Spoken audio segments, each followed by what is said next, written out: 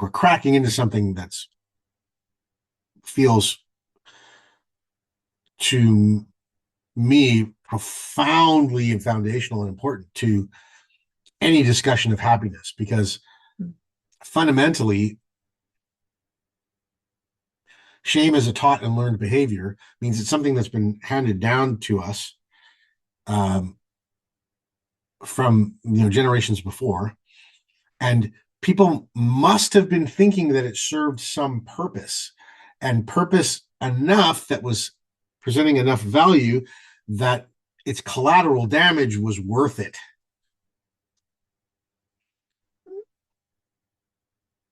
Right? So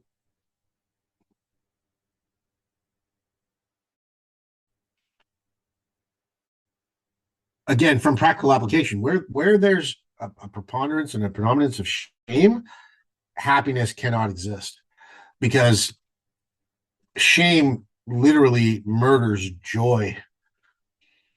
And if we connect that idea to trauma, and there's the big DSM capital T definitions of trauma that are like a plane crash, a very acute external happening, a volcanic eruption, or something like that we can name and go, oh yeah, I'm traumatized by that. That's a big T trauma. We kind of classify that as.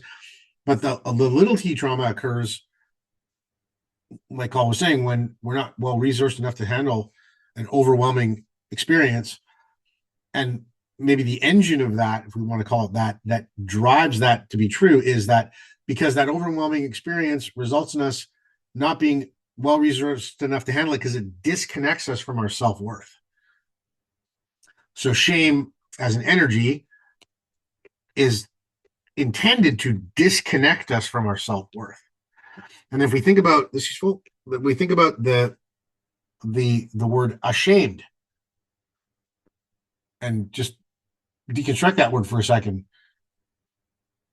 So if shame is the energy that disconnects us from self-worth, if you are ashamed, or you have someone telling you that you should be ashamed, take the prefix of that word and separate it like it's an article, like or the, right? So not only now is ashamed the condition of emotional state you should be in, but you are now a shamed person, a shamed member of the group, a shamed member of the family, right? The result of being ashamed, fill in the blank, is isolation, right? So not only do you get disconnected from your own self-worth, you also literally get disconnected from the community. And evolutionarily, in our condition as human beings, for a long time, that meant literal physical death. Like if you weren't allowed to stay in the tribe or the village or the town, and you were sent out on your own, pretty much you weren't surviving that. It was just a matter of when you bid it, as opposed to if you were going to, because our survival was so dependent upon connection and participation with others.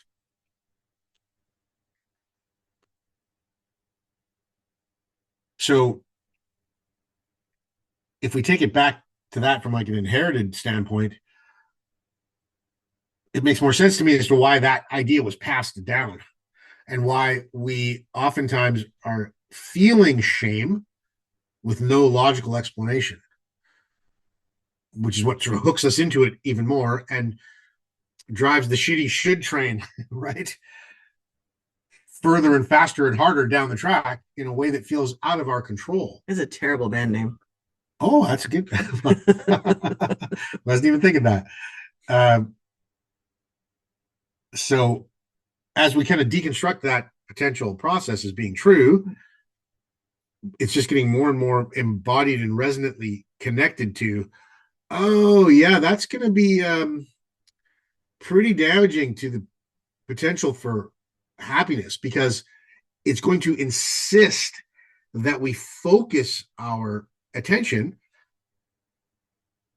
on all the things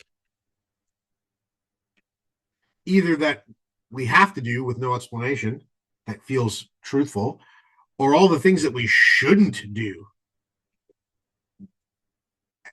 and still don't understand why those things are so bad.